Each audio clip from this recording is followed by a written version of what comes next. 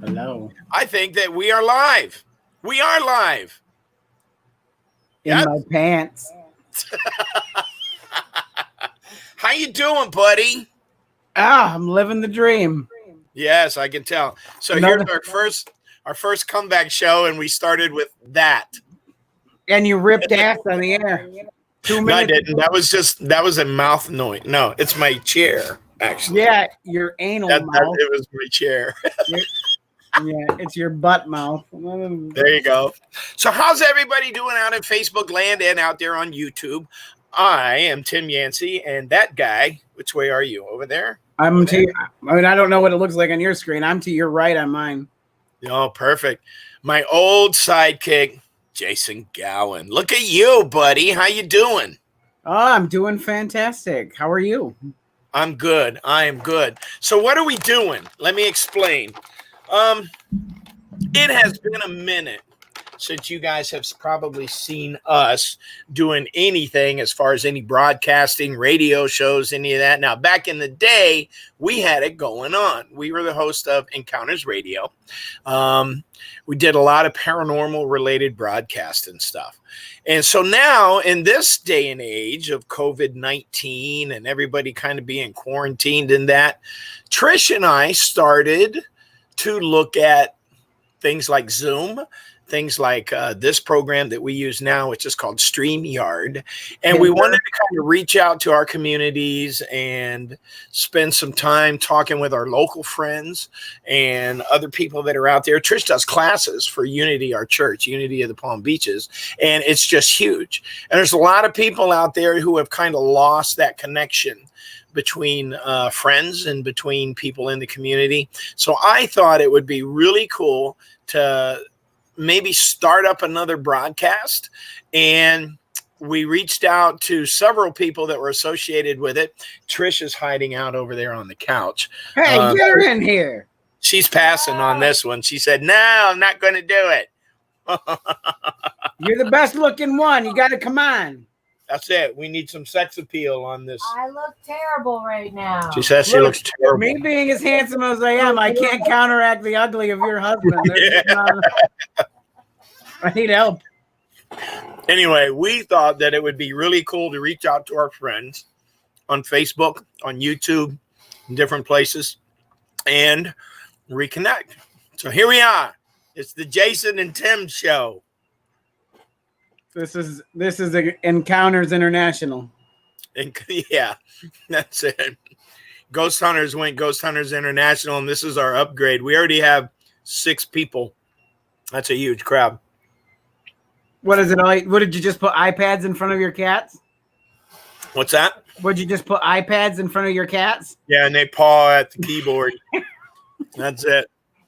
So anyway, let me give you some updates and information here for this. Now, Jason and I are thinking once again about doing a regular broadcast during the week. Probably, what do you think, Jason? Wednesdays at, what did we say, 8 o'clock? Yeah, like 8:30. As soon as I can get my children to bed without the police having to come. Right, 8 p.m. and that would be Eastern time. And I think that when we talked about what our show format was going to be, we looked at a lot of our hobbies and things that we like to do and enjoy. And so we're going to be talking about a lot of that stuff.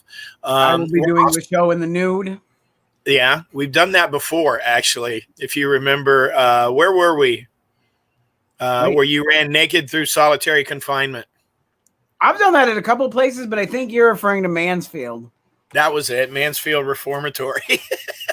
With night vision camera. It wasn't pretty. I also did that at Bobby Mackey's and Eastern State Penitentiary. There you go. So anyway, a couple of things now. The way I understand this software, and we haven't used it as much as we're going to use it in this program, all the little bells and whistles and features that come with it. But I believe if you're on Facebook or if you're on YouTube, you can type a comment down below the screen here in the little comment section. We should be able to see it. And actually, I think that we can post it up here during the show. So if you have any comments, ideas, or suggestions, and you want to pop in and say hello, you can absolutely do that. I'm going to try it right now. Let's see. Test. Well, that clearly didn't work real good. Let's see. Maybe you should have There an it is. adult. Maybe you should have an adult help you. Trish won't do it. I try, and I even tried to get Gabriel, but he's not in. What is either. he doing?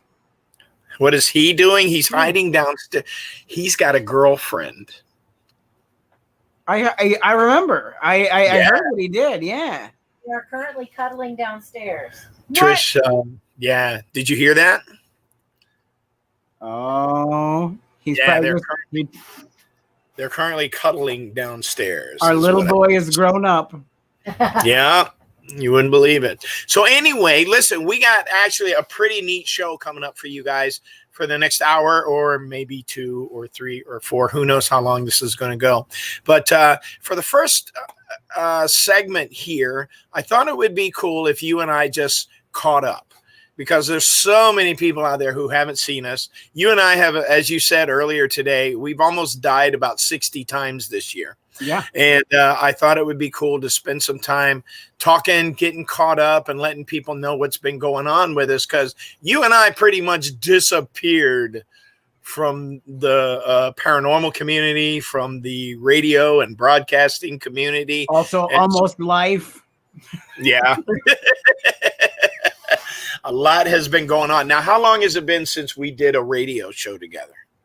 I mean, officially it ended in 2009. I mean, we did that short comeback. Yeah. It was tough back then because the software just didn't work as well as it does now. That's true. That's true. We were using Ustream. They don't even exist anymore. Oh, wow. I forgot about Ustream. Yeah, I remember that stuff. But so yeah, we've had some medical scares, and both of us, actually. Yeah. So get people caught up. I'll tell you what, let's trade questions. I'll ask you one, and then you ask me one. How about that? Okay. Do that? Yeah. So where you been? Now, the last time a lot of people saw you, you were on a program called Extreme Paranormal. Unfortunately. And now, what channel was that? A&E? A&E, and I was on Bio as well. Yeah, and we were with Clear Channel. We were doing WBZT. We were doing Encounters. Oh, and then I've been trying to remember what the call letters for that radio station were all week. I was like, what station was that? Right, it was WBZT in South Florida. It was a Clear Channel. Yeah, you remember Eddie? Yeah. Eddie was our board op guy. I just ran into him again. I was out in the park and I was working, and he was out there doing recovery stuff for addiction, alcohol and drug addiction stuff. He is now a peer support counselor and goes out there and works with homeless people and folks that are just stuck in life. And that's what he's doing. Oh, that's fantastic. He was a good guy. I think he's on my Facebook, but we don't talk a whole lot. Yeah. Well, he is now working on a podcast with his church, Common Ground Church, and it's going to be called Higher Ground Recovery or something like that. But I know it's Higher Ground, but I'm not sure the rest of it there. And anyway, so we've met up, and he's going to be doing a podcast as well. So, and it made me think about the good old days of radio broadcasting and stuff. And so here we are. Yeah, it's a blast from the past. I actually have a professional level mic instead of the one that came with Windows 95 that I had forever. Yeah, right. I remember making those horrible portraits of the paranormal things where I do the creepy voice. And I love those. In fact, that's how I found you originally. Were those videos back then? You had an air of cool to you before I got to know you. And it was a long little stick mic with a little thing on the end, and you plug it into your computer, and that's what I would use. No soundboards, none of that stuff. I was using Adobe Audition, or what was it called before that? I can't remember. But anyway, to mix the music in, and it was a mess. It was a big mess. But anyway, that's how I originally found you, through that. Yeah. So that was your show. Trish and I did a haunting, and that's been years? 5 years ago, 6 years ago? Really? Has it been that long? It has been a long time. Yes, sir. It has been. Yeah, I did. Extreme Paranormal was 2009, so it's Right. That's been when a Trisha little and I while. got married. And then I did Lifetime's this time next year, and then our episode didn't even air in the US. It only aired in Europe. I've still never seen it. Now, you did another show. What was the one where you were on and you proposed to your wife? That was this time next year. That's one. That's Yeah, it. and it only aired our episode never aired here in the US. It only aired in Europe. And I've never seen it. And I can't find any video of it either. And the production company, you can't get in because I guess there's like legalities of them just giving me the video. And all I really want to see is the proposal part. I mean, it would be great to see all of it, but I want to see the proposal. That would be great, wouldn't it? Because I've seen pictures, still cuts of it. But yeah, and then they when they aired the other episodes in the show, they would show minor clips of me on one knee, but they never get to see all the rest of it. And Kenny Biddle, I think it was, did that great shot of you crying. Remember that? Yeah. It still shows up as a meme from time to time from him. Yeah. So you were in Florida. I was. You were living here. Yeah. And then once we cut the radio show and kind of dipped out of the public eye there for a little bit, you moved back to New York. Right. What happened? How was that whole thing? How did that transition work for you? It was weird because I came back, I met a girl, I got married, it crashed and burned in horrible fashion. Then my grandmother passed away. And then I was, for lack of a better term, homeless for a while. So then I lived in your crawl space for a little bit. I remember that. Yeah. The creepy haunted crawl space. Yeah. And then I got a job working for the Supreme Court in New York State. And I came back here and I've done some television pilots right now that I'm doing, I'm in the second season of Hellier, the TV show on Amazon Prime. Right. I didn't even know it came out.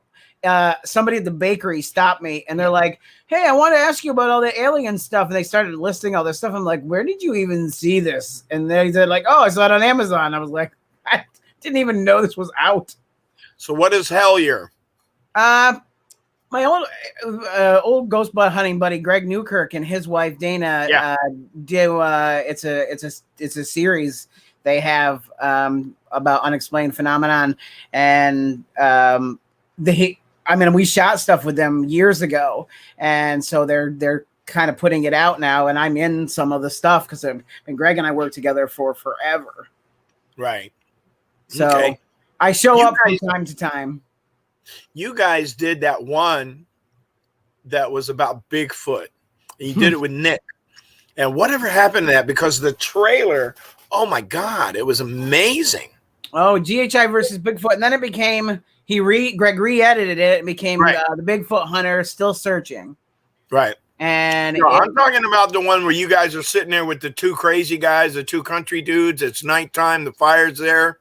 Oh, yeah, that I don't know if that there's clips of that, but I don't know if he's actually released any of that Bigfoot footage. Right. He did a trailer for it. And you guys are sitting there talking, and all of a sudden there's this scream out in the woods, and Nick loses his mind. And you never saw it? I've never seen that footage. Yeah, I remember the night. It was terrifying. And I remember we were out in the middle of nowhere, and this car, literally nowhere. And this is West Virginia, out in the hills. And this truck was coming down in, and I'm like, oh, nope, they're coming to kill us. So I actually left the fire and under the guise that I was going to the bathroom, and I hid until I knew for sure that it was safe because I thought for sure they were coming to kill us. So I was like, well, I'm going to leave my friends to be killed or whatever, but I am going to make it out of this. That's hilarious. Hilarious. So how many shows after that you did? There's this one pilot you did that I was amazed by, and I can't believe that it hasn't been picked up yet. And that was the sci-fi thing. Yeah, Sci-Fi Supply or Supernatural Supply, depending on which version. Honestly, we're starting to reshop that again. Right. We've made some changes, and we're gonna hopefully get that out. Can you talk about the basic press? Sure. Yeah. So basically, I mean, there's all these cool niche cultures, real life superheroes, Bigfoot hunters, vampire hunters, all kinds of this stuff. And, they need really cool gear. They need Avengers level gear. So we have, a bunch of tech and builder guys, cosplayers who like build these crazy gadgets together. And we, build this Avengers level stuff for these whoever our client is, and we send them out. We do a kind of test like X-Men Danger Room style, and get to see all this cool stuff. So it's really cool. I'm hoping that something actually comes of that. Very cool. Very cool. I do too, because I think it's great. And you have people who are in the RELS community, and RELS stands for real life superheroes. And then you have the Bigfoot hunters and the UFO guys, and you just create gadgets and equipment for them to go out in the field. Yeah, like tech armor, robot drones, all kinds of stuff.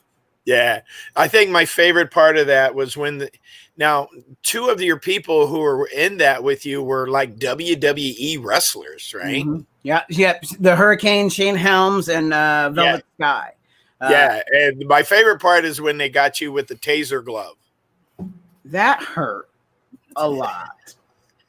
I don't know what it is. Like, there's something that the entertainment industry really likes when I am in peril. Like there's inherently something apparently amusing to people about that. Well, it's funny. I mean, you are hilarious, first of all, in this thing, and the improv that you did in that was amazing. So I'm hoping it's going to get picked up. What sucks is there's so much unused footage from the pilot of the Hurricane and I going back and forth that I really, really wish had made it in. You still talk to him, right? Are you still friends? We're still friends. Yeah, I had met him years ago through social media over comic stuff. And he's a huge comic book guy. And we kind of kept in touch. And then when that opportunity came, I reached out to him. He's like, that sounds awesome. I'm in. And we talk about it from time to time, and we keep in touch. That's cool. So from there, you kind of moved into a different genre, a different realm. You were paranormal stuff, all things Bigfoot, UFOs, ghost, things like that is what we were known for. But you kind of moved into the realm of superheroes, comic stuff, cosplay. Yeah. So, and I see group behind you. So what's going on with that? What's your interest and hobbies these days? I mean, I've always been a costume guy. Halloween's my absolute favorite time of the year. Like, I absolutely just love it. I love dressing up. I love, I just love the excitement of Halloween, and I always have. And, I've always been big into comic books and, superhero stuff. So, comic book conventions I've been going to since I was little. And back then, like the costumes were not what they are now. And I always was very excited, even with the crappy, vinyl, that felt like a bath mat with the plastic mask that was with the rubber band and the string, all that stuff. I was excited about all that stuff back then. And then as I got older, I started building my own costumes, and then I would look online and see, I'm like, oh, well, this person did this a little bit differently. And then so I would kind of it opened down the rabbit hole, and I started digging in. I remember Gareth Hoskins. We met him he was a paranormal guy, but he also was cosplayer. And he introduced me to a thing called Pepakura, which is basically papercraft. And, the concept is they build these costume models out of paper or cardboard, and then you cover them with auto body resin.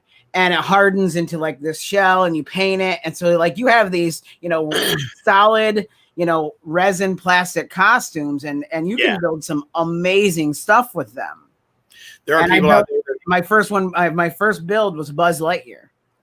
I remember that one. You did that down here, didn't you? Yeah, I did that at Moonfest. And I took, I won a lot of money that year off of a costume that cost me $90 to build.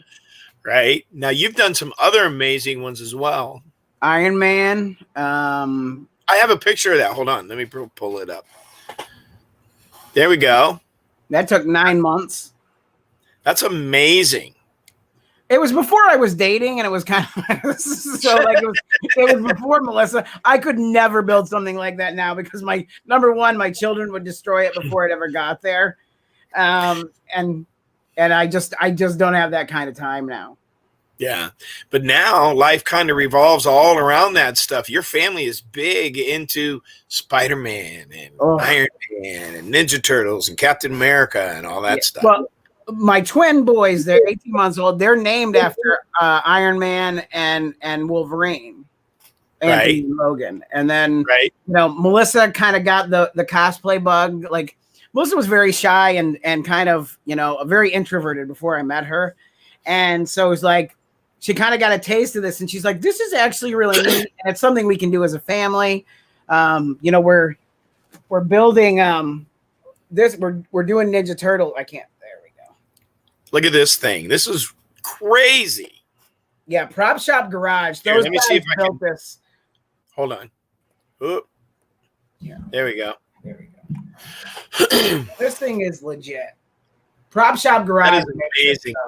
So I mean, like, it's got the teeth, and like it has real glass eyes, and this is real fabric. Those guys are top notch. If you've never seen their stuff, Prop Shop Garage is just, they are the end all be all. And so the three boys and I are being Ninja Turtles, and I'm currently in mid build on Melissa's winter costume. Now, who is that? Splinter from Ninja Turtles? Right? The rat that taught them all the ninja stuff. So this is about 10 to 15% done. So I got the eyes in. I've got to touch up all the hair. I've got the ears being worked on. So it's coming along, but I got to get it done by October. It's a lot of work. It is, on top of the fact that I only get 45 minutes every day to do anything of my own free time because my children, are everything. Now, for people who haven't seen you and I in a while, I don't look much different, but you have lost some weight, buddy. 75 pounds. What's going on with that? It started as a diabetes issue. We knew that something was wrong. I wasn't healing from infections. I kept getting sicker and sicker. We found that the diabetes had kind of segued into something else, and I had to have surgery to remove the something else. Yeah. And because of my children and because of Melissa, I knew that I could never go back to the way things were before, and I had to get diabetes under control. So I really pushed, and I worked harder than I've worked basically on anything ever. And I finally got myself down to this way. I'm still going. I want to lose another, 15 to 20. Right. Okay. Well, you're looking good, man. Thank you. Awesome. And now you are working for, you said, the state of New York? Yeah, I work for the Supreme Court. I'm not even going to ask what you do for them. I'll tell you. I am a Supreme Court process server. So I serve summons and subpoenas to high level people. I also deal with a lot of foreclosure and eviction stuff, which is the bulk of what I do. So because of COVID, my job is completely gone right now and will not be back until the year's end. So I'm literally off until at least December. Okay. So, all right. So I'm literally at home all day, every day with my children and my wife. Wow. So you have been, now the costume that you just showed us, the little Ninja Turtle thing, that's no small little feat there. That thing is a professional, ready to go movie costume. What are you doing with that stuff? Well, for one, I'm learning. I'm trying to learn from the top level guys. I'm trying to figure out what they're doing, and those guys, I think their stuff is top notch. I don't feel like, especially with Ninja Turtle costumes, you don't go higher than that. That looks like it came out of the movie. Yeah, definitely. And so I'm learning from them, but at the same time, I want to have the stuff in hand. So I mean, they were, they got me this suit to me, and like I've been, kind of learning, and I watch their videos, and I kind of figure out what's going on. I subscribe to if you don't know about this program, and this is something to definitely look into. Stan Winston, the end all be all of special effects, runs a monthly or yearly subscription service, and all these courses that teach you all this cosplay stuff, like from beginners painting techniques, like building puppets, building creatures, amazing stuff, seminars, like live lectures. If you want to get into cosplay stuff and you're serious about it, I highly, highly recommend dropping the money. And they run sales all the time, getting in and watching some of the stuff, because it is truly spectacular and so important. So that kind of works like masterclass or what? Exactly. That's exactly what it is. It's basically cosplay masterclass. Right. And it's all on videos? Yep. Videos. And there's like tutorials and just amazing stuff. Very cool. I mean, they're the guys that built the dinosaurs in Jurassic Park, a lot of the Marvel stuff. Yeah. Just amazing things. Very cool. So needless to say, Jason has quite an interest in the realm of cosplay and creature fabrication and stuff like that. I have 1, 2, 3, 4, 5, 6. I have 7 3D printers now.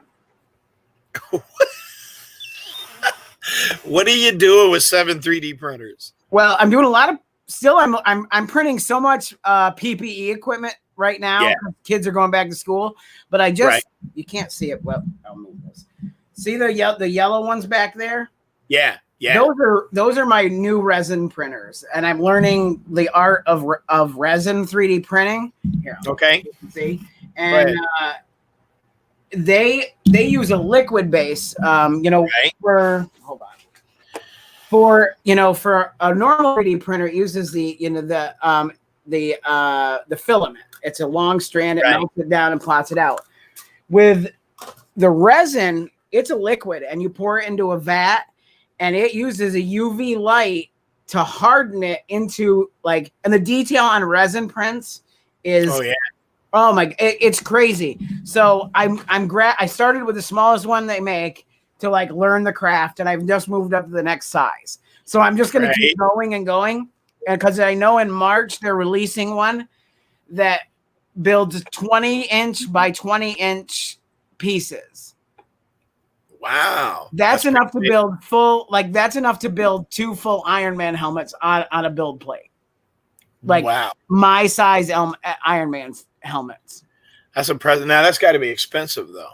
Yes, but I will sell my soul to get it. I hear you, man. I don't need to eat. I got 20 pounds to go. I'll just go wait. There you go. It's hilarious you're talking about that. I'm actually sitting here, and my apologies to everybody who's watching us here. I'm chewing down on M&Ms because I also have a diabetic thing. I'm a type 2 diabetic. And 10 minutes before we decided to do this, I had this huge sugar crash. So my apologies for chewing on M&Ms. I'm trying to bring my blood sugar back up. Are you doing okay? Yeah, I'm all right. As you know, and maybe not so many people that are out there who are going to watch this, I also had my fair share of medical issues. A lot went on for Trish and I the past year and a half. About a year ago, right about now, maybe a little earlier than that, when I was at work, I do a lot of walking when I'm at work. I'm a ranger for Palm Beach County Ranger. I work in the park systems. And so I do a lot of walking, a lot of patrol. I got a car with the light bar and the little sirens and all of that stuff. And I began to notice that if I got about 100 yards out from my patrol car, man, I was out of breath. I was out of gas, man. And my heart would start to burn a little bit. It was starting to, overwork. You know how you get a cramp in your leg or something like that if you work out too much? And that was starting to happen. And I'd have to stop, wait about a minute, let it calm down, and then I could go on again. And this was happening quite a bit. At the same time, something was going on. Trish was taking classes, and we were trying to get her started in her ministry, and she was going to Unity Village in Missouri, which is our church, and she had a lot of stuff going on, and I was trying not to create a situation that would mess that up. So I was keeping my mouth shut for a number of weeks, like a month. And I knew that there was something wrong. I knew I was having a heart issue because I've had stents before, and it was coming back. So finally one night I was at home, and she had left to go do something with her mom, and my heart thing was going, and it wouldn't relax. I sat down at the table. I was chilling out. I was waiting for it to go away like it always did, and it didn't go away this time. So Trish came in the door, and there I am, and I'm sweating, and I'm white. And I said, Trish, something's wrong. We got to go to the hospital. Like I needed to tell her that. And so off we went to the hospital, and that turned into 5 months of being in hospital. I had a huge heart blockage, massive heart attack kind of thing. It felt like a truck hit me in the chest. It was really bad. So into the hospital we go. The doc looks at it, says, I can't do anything with this. There's nothing we can do. We're going to have to do a triple heart bypass, open heart surgery. And the first person I thought of when that happened was Stephen LaChance, because Stephen had just been through that. And I remember him talking about how scary it was for him. And I was like, I can't do this. There's no way. I'm going to die first before I go through this. And, it was a lot of support from our community, from our church, from friends, from you. I remember you calling. You were ready to come down. And they scheduled it right away. Like the next day, I was going in, and I was going to have this surgery. And that's the way it was. So we went through that. At the same time, our minister at church, a great friend of ours, Reverend Taylor Stevens, he had to go and get a triple heart bypass. So Trish was going to cover for him in church and be the minister who delivered the Sunday service. So now, of course, I'm a very competitive person. I had to beat him out. I beat him in the hospital by a week. So now we're both in the hospital, and Trish is having to do both, take care of both of us, plus deliver the Sunday service, plus her job, plus the house and all of that. And I'm laying on my butt in the hospital and can't do anything. I'm out of work. We're starting to worry about how are we going to pay the bills? How are we going to keep the lights on? That kind of thing. And our church community came together. They held benefits for us. They did benefit concerts for us. People came and gave us money. People brought us food, come in and bring us dinner.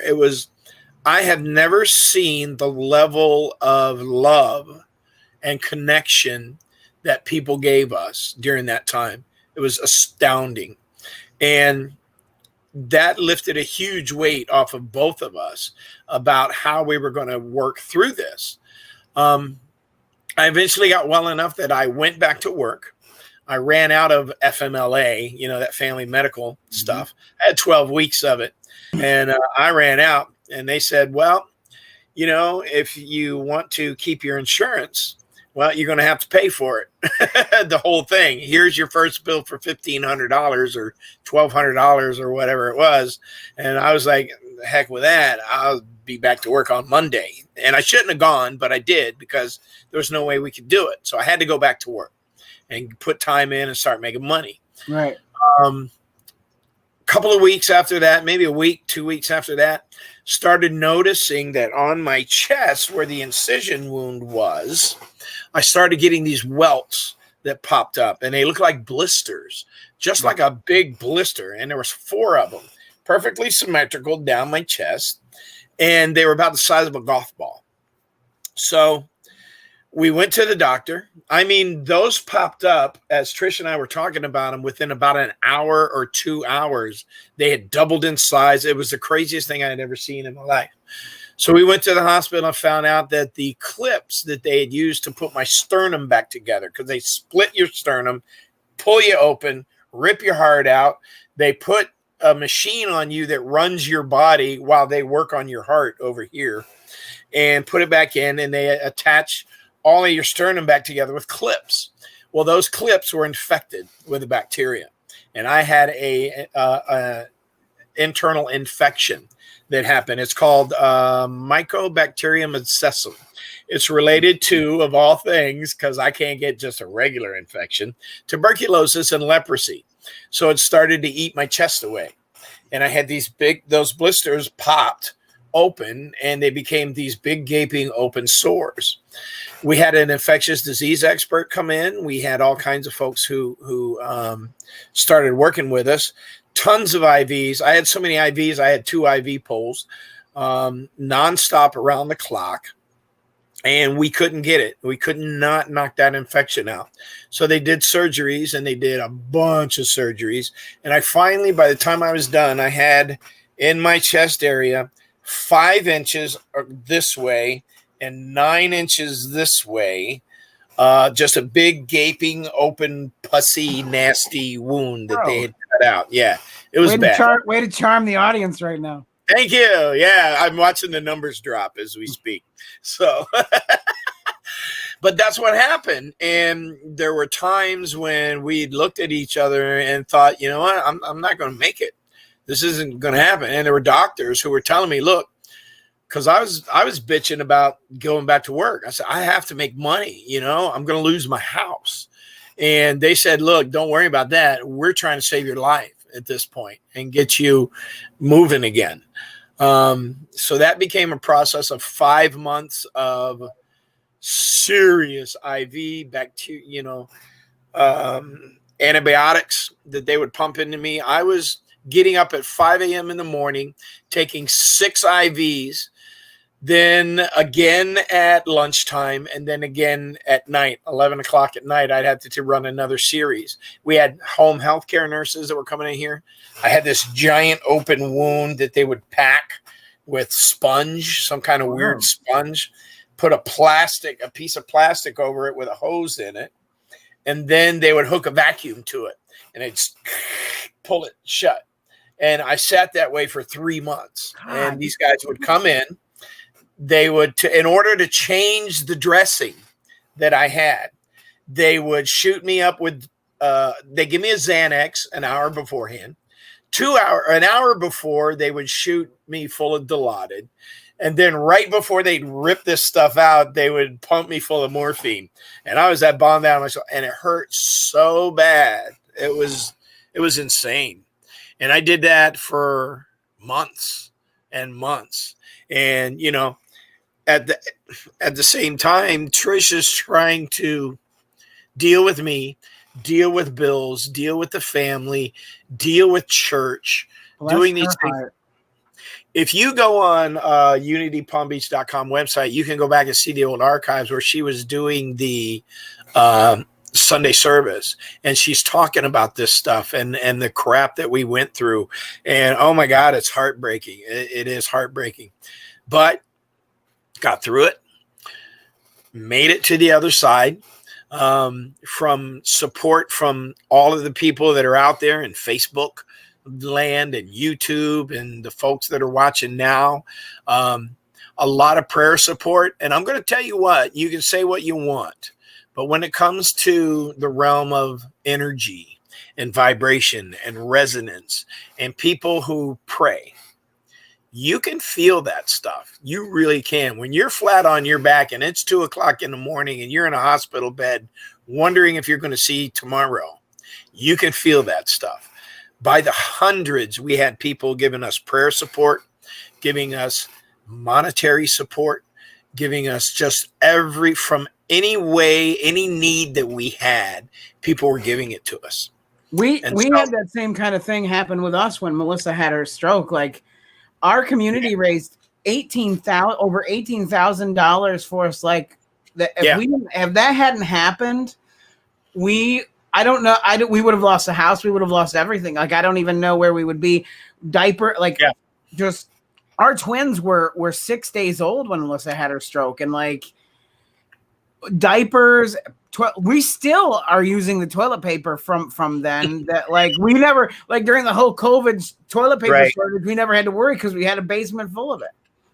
And like people just truly, it's amazing because you look at all the negativity and the awfulness on social media that's out there.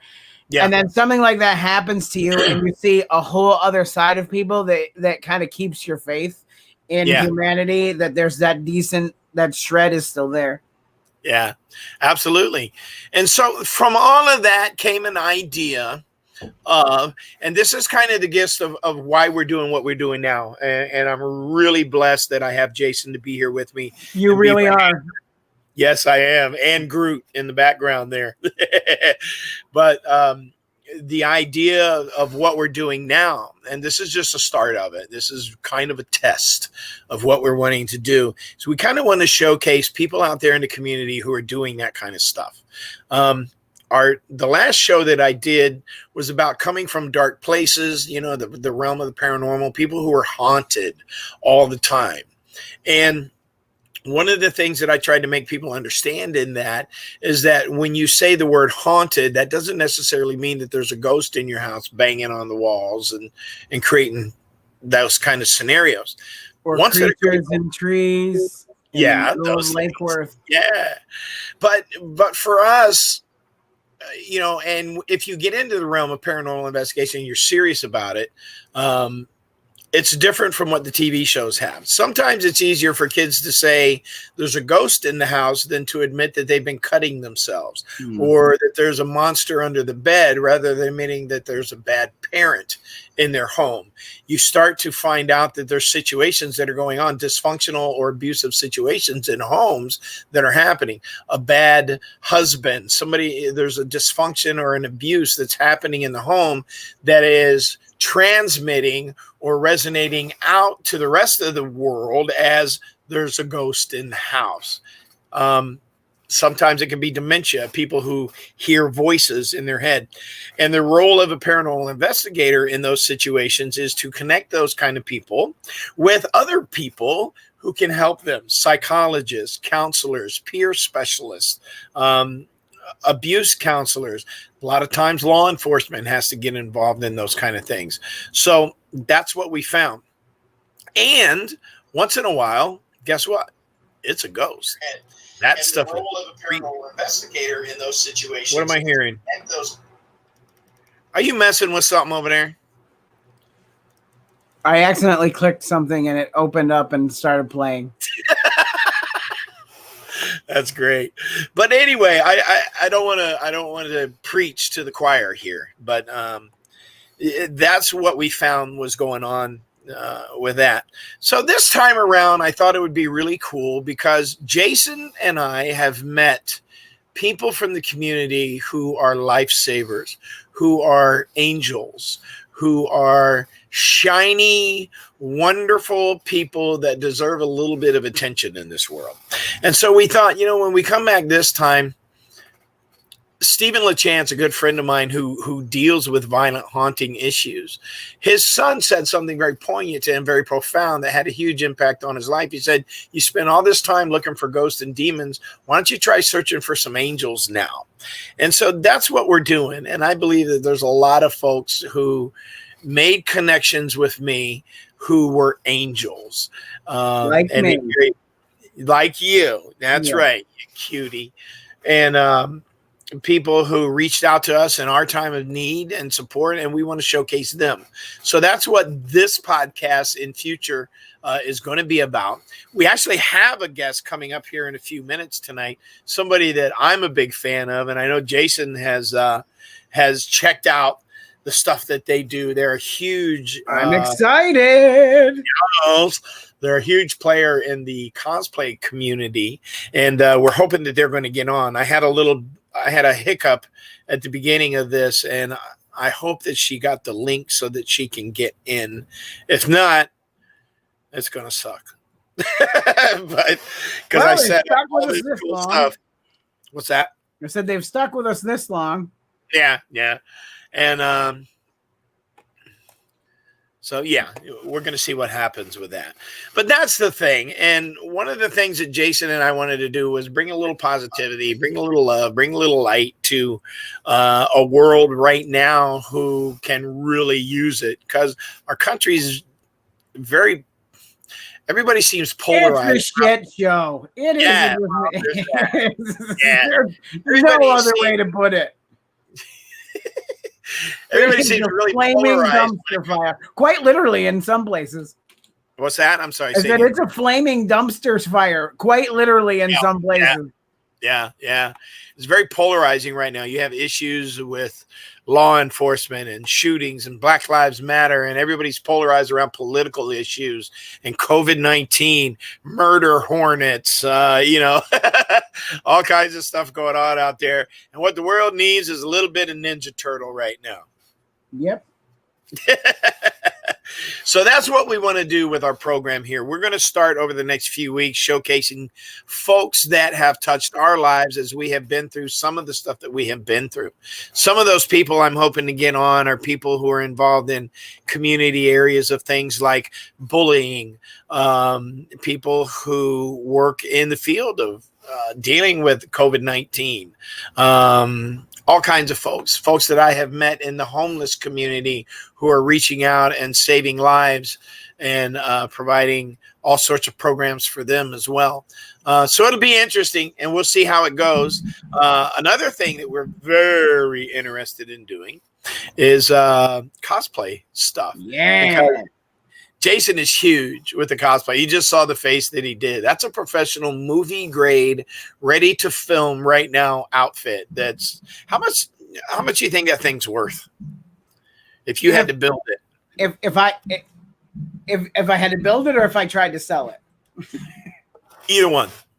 To sell it, I could probably with very little effort sell it for probably $3,500 to $4,000. Yeah. Yeah. So we're going to kind of dive into that, because as we move forward, I have been connecting with a lot of folks in the cosplay community, in the creature fabrication manufacturing thing. We're going to have a guest on tonight that does that as well, and you're going to see some of their work. Here, I'll give you a little preview. You ready? Yeah, please do. Look at that. Is that amazing? So good. That's a costume, and that's homemade. This person who is our guest tonight made that thing. You believe it? That's my favorite. First, I'm going to ask. I need to know how. I get a lot of brain picking to do, because that's where I'm headed with this Splinter costume. So I'm excited to have this opportunity to like pick her brain a little bit. Yeah. Well, one of the things that kept me going in the hospital, Trish found out. I was digging around on Facebook, and I found this animatronic robotic dinosaur suit. And if you Google Baby T, it's the exact same costume. And it comes from a show, Walking with Dinosaurs or Creatures Among Us, something like that. And it was a Walking with Dinosaurs, yeah. Yeah, it was a full size, like a velociraptor suit. You have to climb up into this thing. It has robotics built into it, cameras so that you can see. And this guy was selling it, and I bought it. It kept me going while I was in the hospital, because I had done this while I was in there. And so there was this massive T-Rex suit that I had wanted to get. At the end, it fell apart because I found out the neck was broken, the thing. And when I actually went to go pick it up, the head was like, it was hanging down like this. So we had to do a refund kind of situation. But it was easily a $13,000 suit. I was so excited when you called and I remember you, because you called me that day, and you were like trying to get me to help you justify the purchase by yeah. And anytime I know that you need my justification, you're reaching. So like I came up, I'm like, well, look, Trish is a teacher, so technically, if it's educational, it's a tax write-off. That was the other thing. But this thing was professional quality, full-blown dinosaur suit, like you see the Baby T suits and stuff. So anyway, Jason. So cool. What? I don't know if you're ready for this or not. but I have somebody here. Our guest has arrived. Are you ready? I am. I know you're excited. I'm excited too, because when I saw, Jason and I are amateur cosplayers, and I have not glued my fingers to a piece of EV foam more than once, kind of thing. But we're strictly amateurs. This person who I'm bringing on right now is the bomb when it comes to cosplay. Now, she's from Salt Lake City, Utah. She's been an artist. I'm going to read you her bio right here. She's been an artist since a young age and an amazing artist, always trying to grow the breadth and depth of my skills. Now, she went to school for 3D art and animation before she began constructing costumes, starting with a cougar mascot for her school's juggling club. Since then, she has expanded her repertoire. That's an understatement. By creating fursuits and cosplays. Recent years, her focus has been on creating creature cosplay projects with a focus on hiding the human form, which is cool. You remember Jim Henson's Creature Shop, Jason? Oh, where they would do that kind of stuff? Absolutely. Yeah. Now, she's sharing her skills with the world so that there will be more creature costumes running around. And that's why she's here tonight, because we need all the help we can get. Ladies and gentlemen, Kaz. Are you ready? From KazPlay.com, creature fabricator and designer, Kaz. There she is. How you doing? Hey, I'm doing great. How are you guys? Oh, I'm such a huge fan. Thank you for being here. You know what? I just need to duck out and just let Jason do this. I'm not going to lie. I am nerding out just a little bit. Now, before you came on, we showed everybody Greymane. This guy. You remember him? Yes. That's my favorite right there. You know why? Because here's another picture of him. I love the braids. The braids are amazing on this thing. Oh, thank you. Yeah, that was a fun little feature to add. So how you doing? I'm doing great. Just keeping busy. I have a big project deadline that's coming up, so I've been keeping busy with that. It's a little on the NDA, so I can't tell you about it. But okay. I was gonna ask immediately. I was like, "What is it?" Nah, I mean, in about a year, I'll be able to tell you. Fantastic. Well, listen, I'm really glad that you're on our show. I want to thank you for coming on. I have to tell you the reason why we reached out. Okay. One of the things that really made you shine was that you have a website that not only shows a gallery of the creatures that you design, and you're amazing at it. I mean, she's Stan Winston quality. Yeah, absolutely. Yeah. Thank you. But you reach out and, as you say, invite people to embrace their inner beast, and you provide tutorials that are free that show the work that you do, how you do it, how you design it, from A to Z, and it's free and it's very inspiring for other people who want to do this stuff. Yeah, see, I just when I was first starting my journey trying to learn how to do all this stuff, I was so blown away by the amount of tutorials, and I really loved the people who shared online freely, like on YouTube and through their blogs, and any information I could get. I just absorbed it all up and took little bits of each one of them and was able to create my creatures. So I just wanted to do something to give back, you know? We appreciate it so much, because I one time tried to build like a sword, and it took me 2 weeks and I burnt my fingers in half. So, and he still doesn't have a sword. No, I don't. For people who out there who want to take a look at some of the work that she does, I stole a clip from your website, and it's the Hogger at BlizzCon. Do you mind if I show that? Go for it. Ladies and gentlemen, check this out. Laura Mercer as Hogger.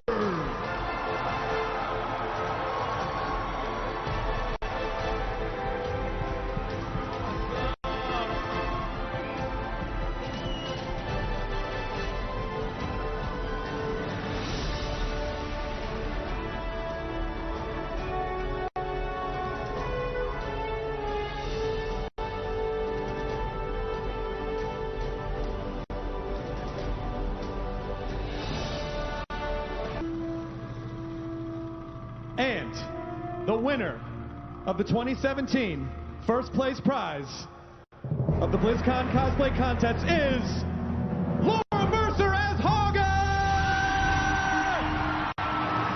So good.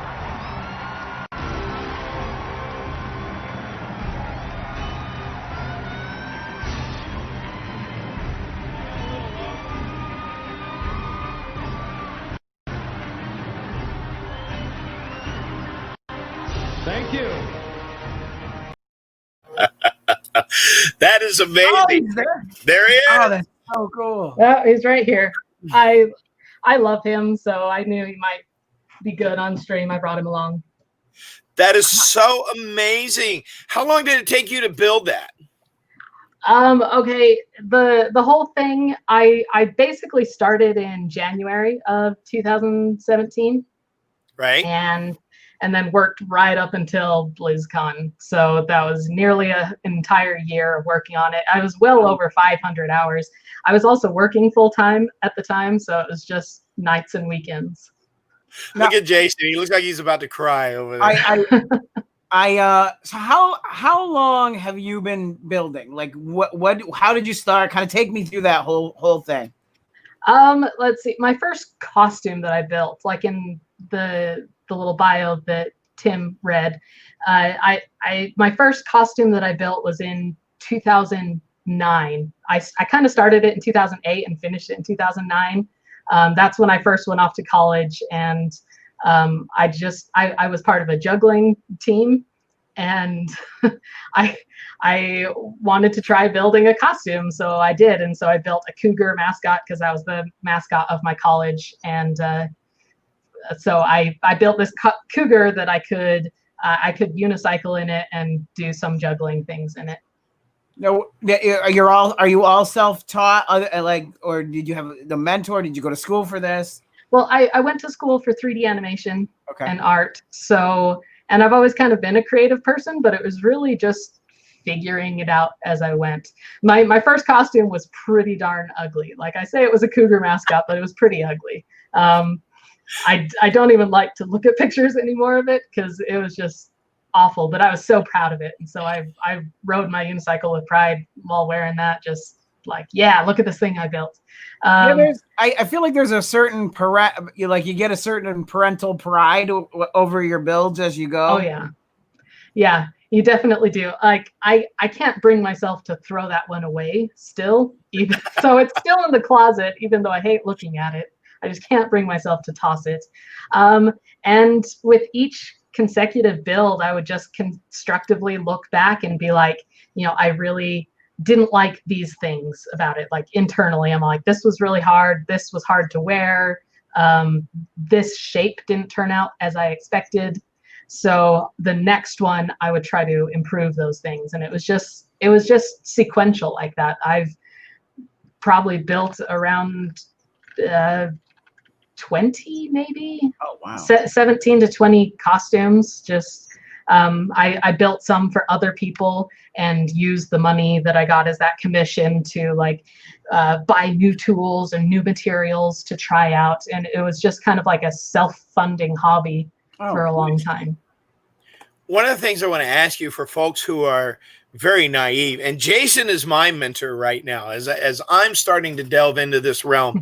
He's kind of the guy who's showing me how to use a hot glue gun without setting myself on fire and stuff. And he's not good at it even now. Shut up. It's okay. I burned myself pretty bad on my finger the other day. So right. It happens. Still happens. But for folks who are just starting to get into this, I can remember going to Evil Ted's page and being mad because his templates cost $2. And I was like, who is he going to charge me $2 for a helmet? People have to understand that it's an expensive hobby, especially when you're getting into the type of builds that you're doing. That's not cheap. Just for context, Hogger was somewhere in the realm of $700 to $1,000 of materials. Yeah, so, and 500 hours of work, right. And I think that when folks first start getting into this and stuff, 10 years ago, you didn't see the kind of cosplay that was going on now. Right. I would see suits that were like a cardboard Gundam. And I was like, oh my gosh, that's amazing. Now there's people out there with printers and all sorts of, they've got, I can only imagine what your creature creation shop looks like. Well, I just ordered a laser cutter, so that's on its way here. I'm excited for that. That's probably the most expensive tool I've bought. So I think for people that are new to this, they got to realize, look, there's some expense in this, and it's going to cost some money, and don't think you're going to get away with it cheap. Right. Because I thought I would go to Harbor Freight and get a pack of EVA foam, and I was set, Yeah, I mean, there's better. Harbor Freight is a good baseline, and everyone starts somewhere. Like I said, I used it as a self-funding hobby, so I started with those cheap materials and those cheap tools, and I've slowly been improving like what I have to So improve what do you use for your bases now? I kind of moved. First, I used like upholstery foam, a lot of upholstery foam, but I was discovering that was really hot. It was effective and cheap, but it was really hot. I next moved to resin, which Gray Mane, who was your favorite, his base was resin. So I made a sculpt, made a silicone mold, and slush cast some resin in there. So it's just a hollow resin shell that I put the hinges on, put the frame structure underneath, and put the fur on top of. Now I build with the closed cell foam like EVA. So you can see inside Auger's head. Ooh, we're going inside. It's just that closed cell foam, and it's all hollow. I patterned this out. So, and then it has the handholds to control the mouth. So. I don't think people realize that, but you actually have a fake arm on that. One of the arms is actually just kind of hanging there, and you operate that like a puppeteer. Yeah. So the inspiration is kind of like Bear in the Big Blue House, or even Big Bird. Big Bird was like straight up in the air. Hogger is out front, kind of like Bear in the Big Blue House. But so that was kind of the thing. But I want to talk on something that you mentioned about the templates from Evil Ted. So this whole process, like I patterned this head myself. So pretty much every shape on this, with a few exceptions, I added some foam on top to additionally shape it, is just the EVA foam. And I've also have a pattern that I've made. It's a kitsune mask that I spent the time to pattern and make and write up the instructions and do a tutorial on YouTube and put that out there. And I sell that template. And I'm making another one right now, and I've been timing myself, and it's like I'm almost to 30 hours of just working on making this template good, and I still probably have another 15 or so hours to go to make it ready to sell. So that's a lot of hours, and that's why it costs some money to sell those patterns. Absolutely. And those cells like help us to create more content to help you. So it's not much to ask. These templates, though, they're the base plates of the kind of creatures that you're designing today, right? Yeah. So a lot of the times with fabrication, I do make a lot of patterns for myself, and I end up altering them a lot, like on the fly as I go. But to prepare a pattern enough to like be able to have somebody else understand it enough and have it easy to assemble, it takes a specific skill set to do that even. Oh, I'm sure. Yeah, because I mean, it's one thing to do it yourself because you know what you're thinking, but for somebody else to get to that space, it's sometimes very difficult. Yeah. Absolutely. So I want to take you through, and Jason's just going to die. When we come back, he's going to be foaming at the mouth on this. But we'll be able to hear you. But I want to bring up some creatures. And as these are ones that you have created, and as we roll through them, just kind of give me your thoughts and opinions on them and where you were at the time you were building them.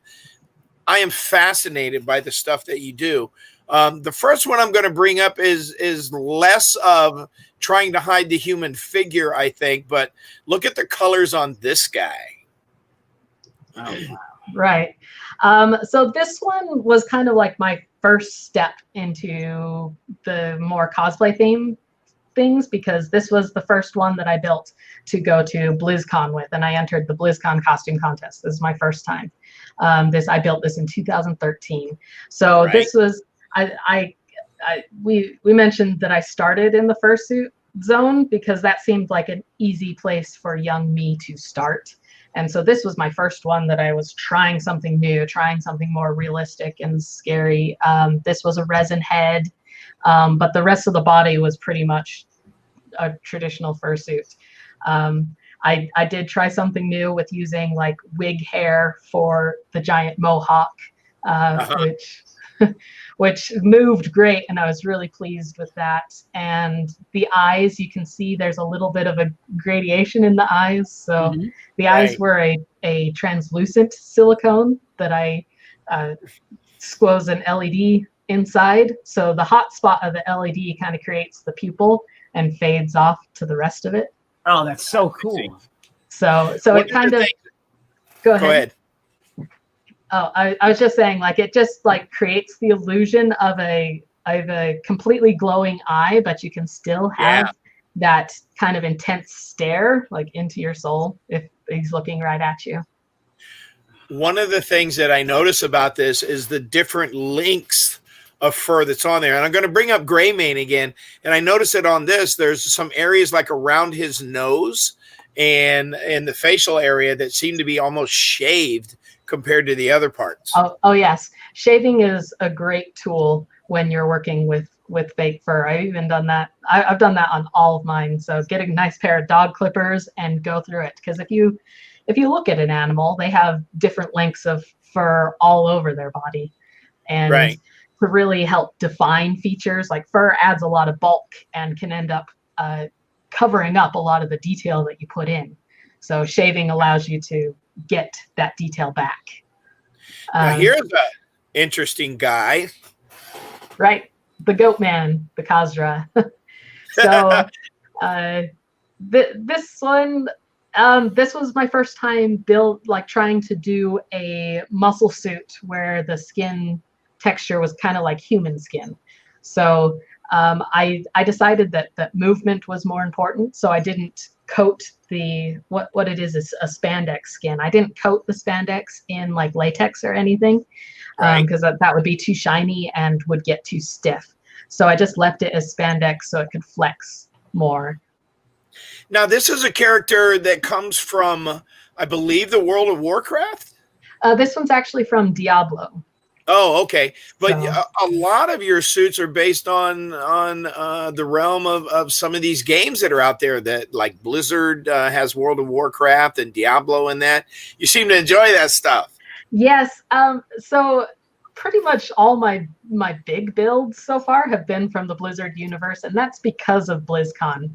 Like, I absolutely love BlizzCon, and participating in that costume contest like really drove a lot of my passion for improving myself. So the first time I competed in the contest was with that first costume that you brought up, the troll cat druid. And I actually got an honorable mention that first time that I competed. And that was just, it blew my mind. And I'm like, I have to come back and I have to win.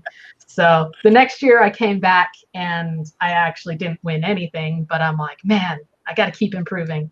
So, so working up and having a goal and a project, something to, like a goal in mind, like I'm going to compete at this contest. That has been a big driving factor. And so I always have my yearly BlizzCon build.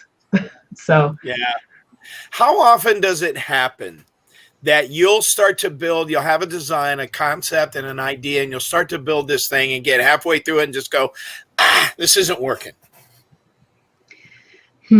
So there's been, I plan really carefully. So if I often come across roadblocks of things like, this part of the costume that I'm trying to build, I'm not able to build it completely, like I have to like change my plan completely right there. But I usually like figure it out another way to build it. Like for example, Hogger, when I was to the neck structure, that I needed it to be flexible but strong enough to hold up all that fur and to have my hand in there. I built his neck structure like 5 times before I got to the final one, because Right. it was just not working, and I had to like keep throwing away iterations. So I mean, I plan carefully enough, and I guess I'm stubborn enough that I keep going with projects. It's just I only have to throw away parts and rebuild them instead of abandoning the whole project as a whole. Yeah, I kind of do that same thing where like if something's not working, I refuse to let it defeat me completely, and I just kind of go back to where I know that I can start again, and then just go from there and try and back to the drawing board from that point. Right. You ready? Yeah. Oh, this is the Arakoa. So this is the second one that I came back to BlizzCon with that didn't win anything, even though I was so proud of it. I love this costume. It's still one of my favorite to wear because you get to do the twitchy bird thing. They're kind of like these Gexus from Dark Crystal, and I was just gonna say that. Yeah. so I love acting in this one, and you just get down with the hunch and start walking. So this was another one. This one was my first one with trying to sculpt to the level where I wouldn't cover my sculpt with fur. So that whole face is just bare resin that I painted. So Beautiful. my challenge on this one was to sculpt well enough that I could just, and to paint it well enough. I'm still not very confident in my painting skills, but so that was the challenge on this one. And also to create feathers that fit the aesthetic of the game that this comes from. That was a challenge for me, because I'm like, there's no feathers in nature that are this large, and even if there were, they would be ridiculously expensive or illegal to obtain. So I'm like, okay, I have to figure out how to make feathers, and that was a lot of hours making feathers on this guy. Wait, so what are the feathers made of? They're made out of foam, just craft foam that I God. cut and painted, and I used like a little wood engraver to kind of shape I have them. to show you Jason's face right now. Look at him checking that thing out. But her technique is it's so, there's so much detail, and I'm in complete awe, because like I'm just a wee babe in the woods with this stuff, and you know I just am absolutely floored by your skill level and the stuff that you're building. Oh, thanks. Kaz, I have to show you one that Jason built. Oh my the old goodness. Iron Man. He did a good job on it. Holy cow, Really? yeah. That's way cool. Thanks. See, mechanical shapes like that are something that I've been scared to conquer or to try, because you have to be so precise to make it look right. But that was awesome. That was 9 months of 10 hours a day. Like, it was before I met my wife and everything, so I had a lot more free time. Yep. And so like I mean, it was just literally from like the time I got home from work to the time I went to bed, like I would just work on that. And then it has relays. So when I would with magnets, and when I put my fingers together, the helmet pops open, the lights turn on. Cool. And I built sound through it. So that was kind of my baby. That's really cool. That's another thing that I haven't tried yet, is the electronics. This is my first foam build with fur. Like, this is my first. So I'm building Splinter from Ninja Turtles, and I have no idea what I'm doing, so I'm just kind of feeling it out. Yeah, fur is a tricky material to work with, but so awesome. I'm trying to learn, as much as I can, because I have twin sons and a 4-year-old. So the boys and I are being the Ninja Turtles, and my wife decided she wants to be Splinter. So oh, cool. That's awesome. Oh, we lost Tim. Your mic is muted. I knew that. There you go. I was going to say, you have to show her the Ninja Turtle head that you have, because I don't think she saw that. This is one of Prop Shop Garages. So this is one of I don't know if you're familiar with them, but this is one of their suits. And I mean, their stuff is just, I mean, top notch. It's That's the amazing. foam latex, and it's. I am so excited to wear this suit. That is cool. That's amazing. All right, you're gonna really die when you see this. You ready, Jay? Yeah. Oh. So this was the Gorin, and when I was building this one, this is another World of Warcraft creature. When I was building this one, I was really inspired by the Stan Winston School. If you don't know what that is, it's an online school for people who want to learn movie effects type things. It was founded by Stan Winston's son and a bunch of professional movie monster creators, effects creators. They get them to make tutorials, and it's very affordable for what it is. But I watched this one about building a foam T-Rex, and he patterned this T-Rex from like a quarter scale and then blew it up to this giant hollow shell. So this is basically a hollow shell that I'm inside moving around in. And this was by far the most expensive costume that I've ever built, and it was the one that fell apart the quickest. Like it was done for.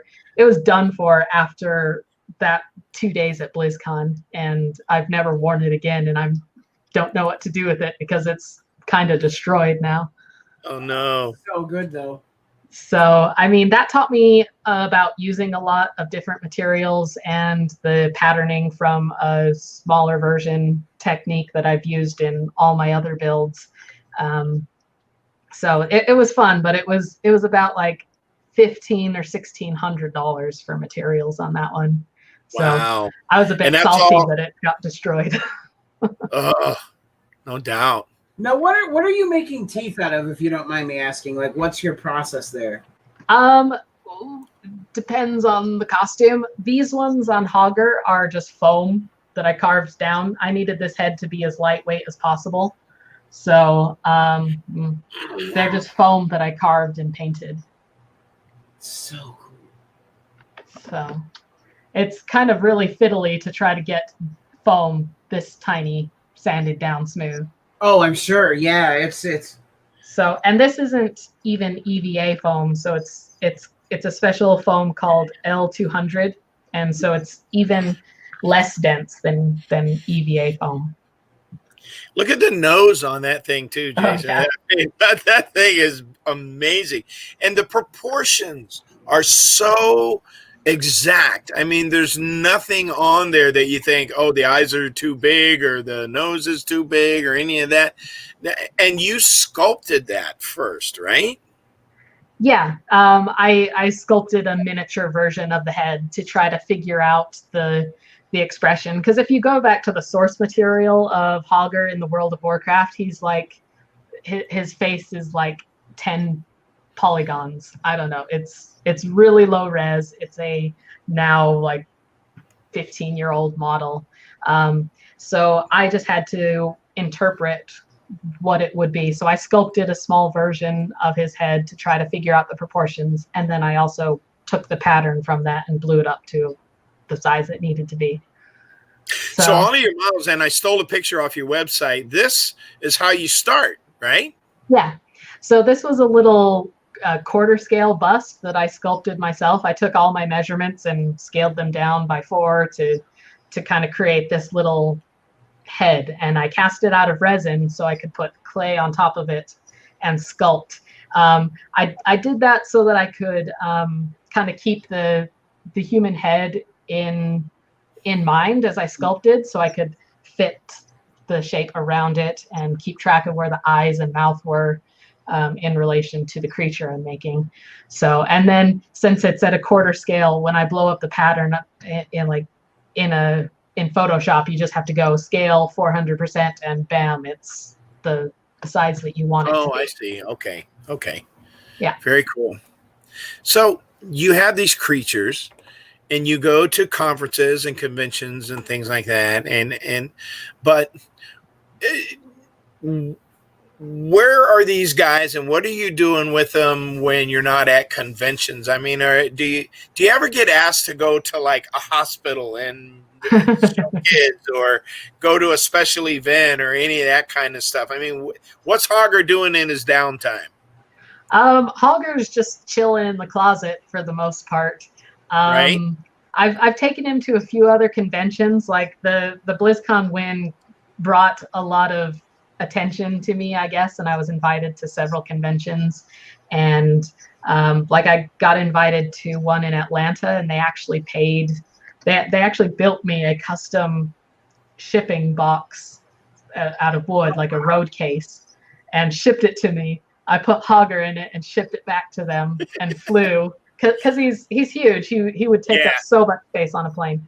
And so I flew down to Atlanta and went and Hogger was there waiting for me, and that I wore him around the convention because they paid for me to come do that and be their guest. And what kind was that? It's called Furry Weekend Atlanta. Oh. So, and then there was another convention in Sweden. I couldn't take Hogger to that one. I took his.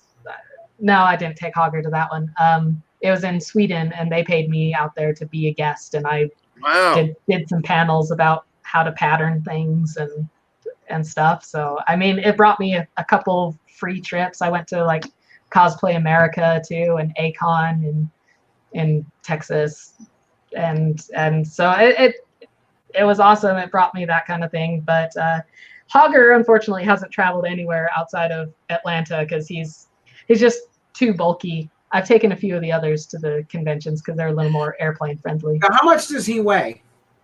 The whole thing is about 35 pounds. But most of the weight was wrapped around my midsection, so I wasn't sore after wearing him for 2 days at BlizzCon. So, who's your favorite? Well, it's hard to pick a favorite child, but I think that Hogger will especially hold that special place in my heart just because he opened up so many opportunities and like was the thing that finally let me achieve that goal of winning first place at BlizzCon.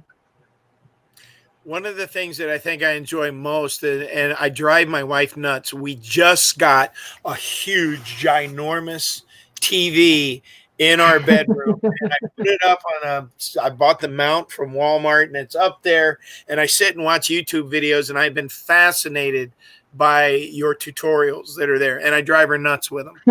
But one of the things that I see that really comes through for me and that I enjoy is you really enjoy doing this and you love teaching other people about it. And not everybody can do that. It takes a special skill to get people engaged and excited about something you're excited about. So I wanted to say thank you for the work that you're doing out there, and tell me what it means to you when you say embrace your inner beast. Well, I'll tell you kind of the history of where that came from. So the story starts back when I was in high school. I had a little bit of an eccentric English teacher that would have us do some Tai Chi at the beginning of her class to unwind, because you know how stressful high school can be. So, right.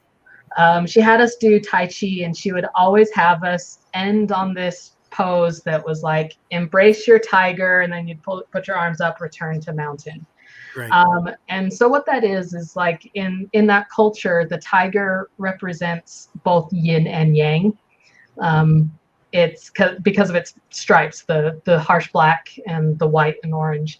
It represents both yin and yang, so both the good and the bad. And what that phrase means is that you have to embrace both your good traits and your bad traits, no matter what they are, so that you can have peace and return to mountain and grow from there.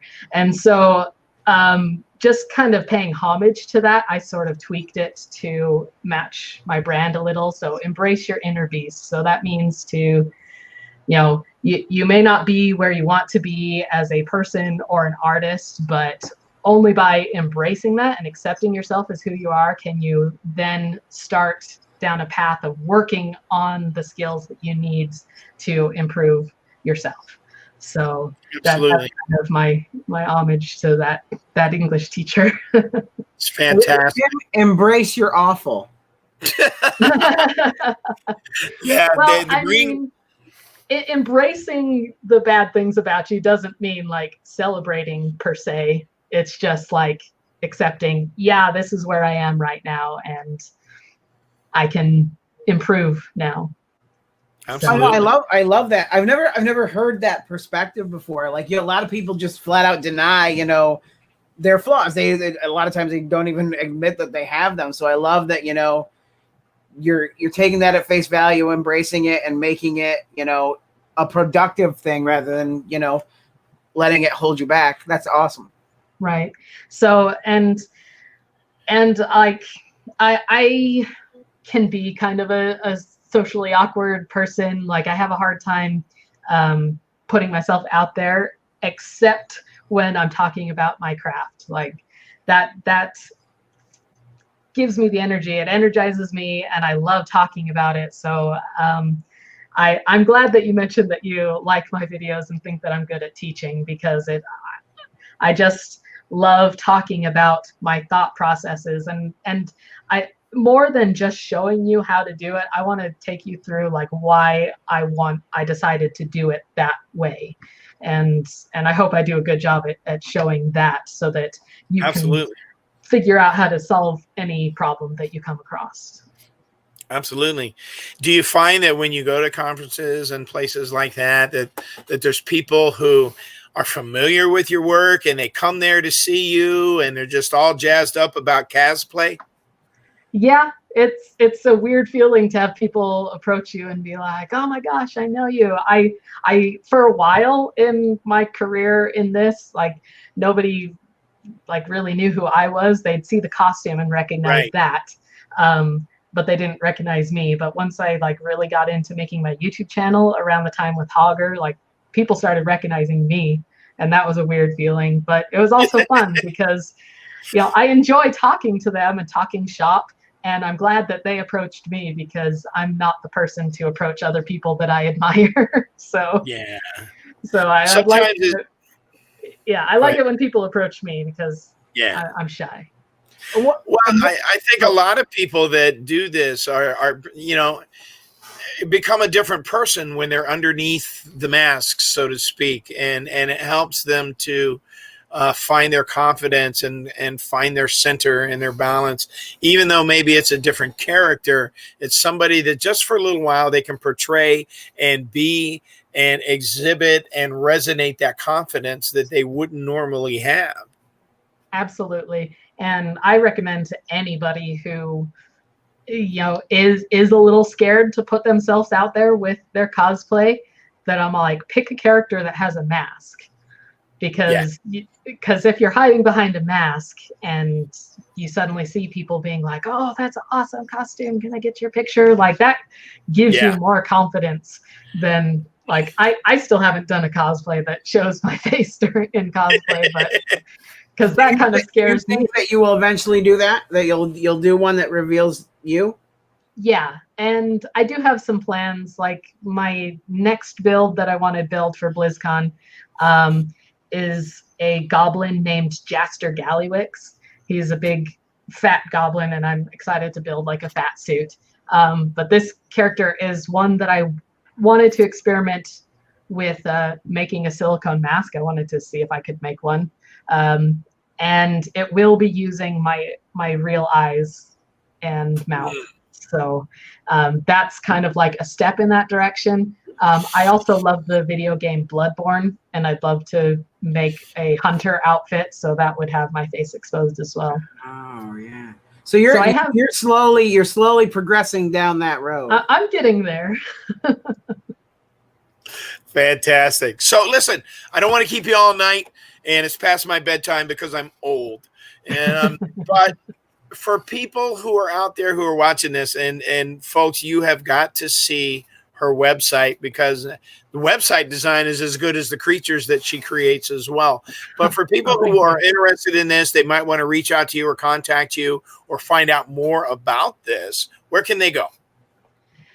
So you can go to, probably the best place to look at all my stuff is my YouTube channel. So if you go to YouTube and search KazPlay videos, that's KazPlay, you'll be able to find me and my stuff. Or even if you search Hogger or anything, you'll find me. You can also find me on Twitter at Kazul Cosplay, and my website, KazPlay.com. You can find That's KazPlay. So it's like cosplay and Kaz like squished together. So cool. Jason? I just want to say, first of all, it's an honor to meet you. I am in complete awe of your talent. Like, I think that you are, you're top rim with builds, and I think that you're like with Hager in particular. Like, when you look at him, you can see there's a soul there, and I feel like that's an extension of you that you built there. So I really am very impressed, and just like I'm fanboying a little bit with your stuff. So like I am very, very, very inspired by what you do. Well, thank you. And if you need help with your splinter build, just send me a message. I do. I will be. You'll be hearing from me. Oh, you have no idea where you started. You have no idea. I've never seen you gush like that, Jason. I mean, we've hung out with people like Linda Blair and some of those in the horror community, but he wasn't that excited like he is today. So thank you for coming on our little program. Cosplay is it's a very personal thing for me. Like, it's something my family and I do together. It's something I connect with my kids and my wife. We do that together. It's something that when I was having, personal life problems, that was there for me. So it's an extension of something that was very therapeutic. So somebody who gave me skills or helped me learn new skills that help build on that's a heart touching thing. So what you do truly is, a heart touching and just an amazing thing. Well, thank you for sharing that. Like, I know that cosplay has been the same for me. It's helped me through crazy hard times as well, and it's something I enjoy with my husband, so it's near and dear to my heart, and I'm glad to be able to share that and hopefully bring other people into this wonderful hobby. Thanks for being on the program. Folks, if you want more information or you would like to contact her, check out the amazing tutorials that she has. She is one of the best teachers I've ever seen when it comes to this stuff, because she goes into all those details that other people sometimes miss. Like, how do you use the contact cement? I mean, it's not sticky, all the little details. How to shave the fur, all of that stuff is on her website, and that's KazPlay.com, KazPlay. You can also search that on YouTube and check that out. And once we get our website up and complete at thecreaturefactory.com, we're going to have a link there as well. So I hope that we can invite you back again really soon and find out about other builds that you're doing. And thank you so much. Absolutely. Bye. Thanks for having me on. We appreciate it. Thank you so much. You take care. All right. Yeah. Bye. All right. Take care. All right. There she goes. What do you think, Jay? I got a little red faced even. Really? Yeah. I mean, the detail. It's just, there's so much detail. And I think what impresses me most is like, you can see the heart in her. You're like, hearing her talk about that stuff. She went through something, and and obviously she channeled that into those builds, and that's, I've been there. I relate to that. So it gives me hope for the kinds of things that I can build, especially for like the boys and Melissa. And right. I hope to learn a lot from her. One of the things that I want to do, and I think it's the catalyst for why I wanted to reconnect with you and get into the world and the realm of cosplay. And I'm going to get through this. When you're laying in a hospital bed at 3 o'clock in the morning and you hear the screams down the hallway, and you know that there's people in there that are in worse shape than you, and you wonder if you're going to see the daylight, that kind of thing is going on in there. And Trish and I were in the hallway one time, and there was a kid there who was dealing with cancer. And he's probably 4 or 5 years old. And he's in the hallway, and his mom is there, and his mom is just beat to shit. Has gone through more than I could even fathom myself going through. Constant bouts of chemotherapy, radiation treatments, dialysis, all the stuff that comes with the horror that is cancer. And you have a moment where you make eye contact with that kid, and just for a moment, he forgets those problems and the things that he's going through. And we laughed, and we shared, and we talked with mom, and then the doctors came, and he had to go back in his room for another round of treatments. And I kid you not, the screams that came from that room were heartbreaking. To be able to perhaps throw on a costume, just have a moment where you can go in and you make contact and you make that kid's day a little bit brighter is worth everything. Just to have a hug or a moment where the eyes light up. That's really important to me. And I've talked with Trish for years about this. And it's one of the things that I really want to do. So from that, I will get, with your help, this suit built. And I don't even know what it's going to be yet.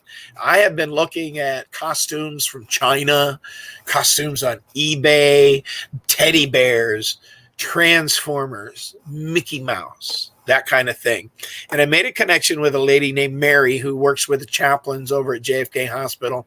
And we know other people that work at other hospitals. And I'm going to do this, because nobody is going to be impressed by this fat guy coming into their room and saying, "Hey, how you doing? I'm here to make you happy." No, I'm already not impressed. Right? But it'll happen one of these days where you can go in there, you can make somebody smile, whether it's a Tigger costume, whether it's the Ninja Turtle outfit, whatever it is. And that's the thing that I want to do with this. So I think it's, what time is it? It's like 8:44. We've been on here a long time, buddy. I'm glad that we are connected again. I'm glad that we're doing this show. And thank you for it. In the future, Jason and I, we got a lot of equipment coming. So we're going to jazz it up, and we're going to bring you a little bit better quality show than what's going on here now.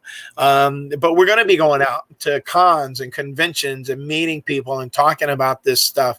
We're going to be talking with community leaders. We're going to be talking with friends that I have met along the way. I told you about some of the people that were there for me when I was in the hospital, and when I was going through the operations, there were people who were there for me who were phenomenal. Bill Superfoot Wallace. I don't know if any of you know him. He's a fantastic martial artist. He was an undefeated champion in the 70s. He was the first announcer for the first UFC. Called me before every surgery and said, "Hey, buddy, I've been through surgeries too, and I'm rooting for you, and I'm thinking about you." Elvis Presley's brother.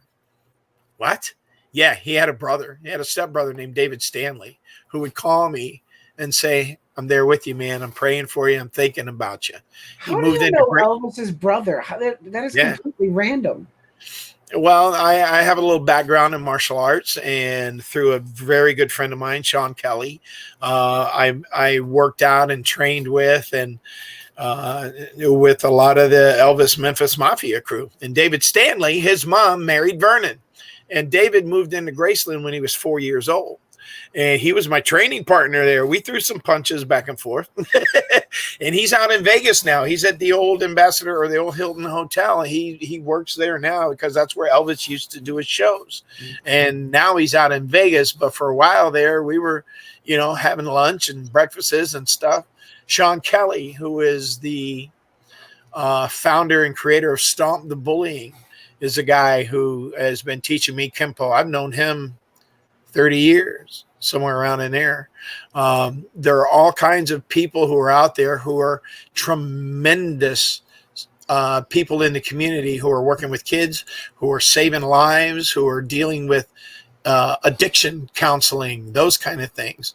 And they're out there, and we're going to have them on this show because I really want this go around with encounters or whatever it is that we're going to call this, to be something that radiates, that shines light into dark places, that instead of focusing on dysfunction and some of the stuff that we've dealt with in the past, especially now in the realm of COVID-19 and political division and all the stuff that's going on out there in the world, I have met through my journey, and I know Jason has as well, people who were there for us, and that's what we want to showcase and be a part of. So I want to thank everybody for being here. I'm going to give Jason the last word here. Jason is my mentor in more ways than one. He's going to show me this creature building, costume build stuff. And as we go along, you're going to learn some of that too. But we're going to share those stories of life and what we've been doing in the last 20 years since you've seen us. And share some amazing stories, because I know he's got a bunch of them. Relationships, meeting a wife, having kids, being a dad, all that cool stuff that comes with that. So, Jay, wrap it up, buddy.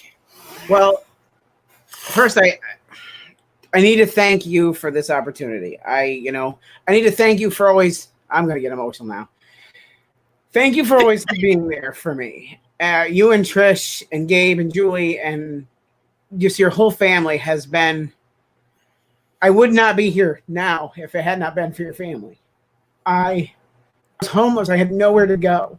I had lost everything. I lost my first wife. I lost my grandmother. I had nothing. And you guys took me in. You helped me get back on track. And had it not been for your family doing the things you did, I wouldn't have met Melissa when I did, and I wouldn't have the kids I have now. So you guys helped me get that. And I can never thank you enough for the love and kindness you showed me. You, my little buddy, man. How long have we known each other now? We met back in the Amityville days when George Lutz was at Penn State, right? In like 99. Yeah. So it's been a long time I've been putting up with your ass, and you putting up with me. It's been a long time. It really has. Yeah. 21 years. Yeah. Absolutely. So I want to thank everybody for listening to us and putting up with us. And hopefully we got to share some commonalities with the folks that are out there and reach out and connect with other folks. And it was a rough broadcast. Sorry for the rough start there. And I did not fart. Yes, you did. No, I did not. You ripped. It was the best part was, not only did you rip ass, but you smiled right after. So I was like, I don't know if you thought the camera was off or that you weren't recording, but you were live and everybody heard it. No, and you deleted the video, so we have no way of checking. That's right. It's gone forever. Wait, it may be on YouTube still. I got to go and delete that. Oh, I'm going to head there right now because I'm going to. No, you are not capturing this. I'm out. All right, I'm ending the broadcast. I'm going to get there first. Love you guys. Thank you all for putting up with us. Next week, I have no idea who we're going to get, but I have a list of really amazing people, and we're going to get them on. And Sean, if you're out there, you're going to be one. David Stanley, you're going to be one. Bill Wallace, you're going to be one. I have people lined up that maybe have never gotten the recognition that they deserve for doing the things that they do. Randy Lewis with the Burrito Project, all kinds of folks out there, and just some friends to get on here and talk and chat. Kenny Biddle, where's he been? What are all them guys doing, you know? Yeah. So we're going to make it happen. And along the way, we're going to build some creatures. We're going to have some fun. Kind of like the KVJ show. I was telling my wife earlier, the KVJ show always has kind of this background thread in there where they love ghosts and Bigfoot and UFOs and all of that kind of stuff. And it's not the main topic of their show, but it's always a thread that's in there. So we're going to stick in the cosplay realms and the creature building and stuff. And I don't know if you can see my space over here. Let me show you this. But I have over here, there's my little sewing machine area where I do the cloth and fabric stuff. Over here is all the storage for you can see my EVA foam and stuff over there and all that. There's my little drum kit. You didn't know I played the drums, did you, Jay? No, I did because my kid talks about it constantly. Oh, that's right. I forgot. Oh, he still, that's really? right. he wants a drum set. I'm like, that's not gonna happen. No, not ever. I'm gonna send him one. Don't. I'm gonna you buy dare. one on eBay and charge you and ship it. That package will conveniently lose itself on the way here. I hear you. All right, man. Love you guys. Jason, love you, buddy. Love you too, buddy. We do this next week, and we're going to be on at 8 p.m. Eastern? Yeah, like eight probably works. Okay. And I want to thank Kaz, man. Thank you so much. Oh, yeah. Your heart shines. So cool. Your heart shines really bright. I know you love what you do, and you're an inspiration for others. So thanks for being on. All right. See you next week. Bye-bye. Bye.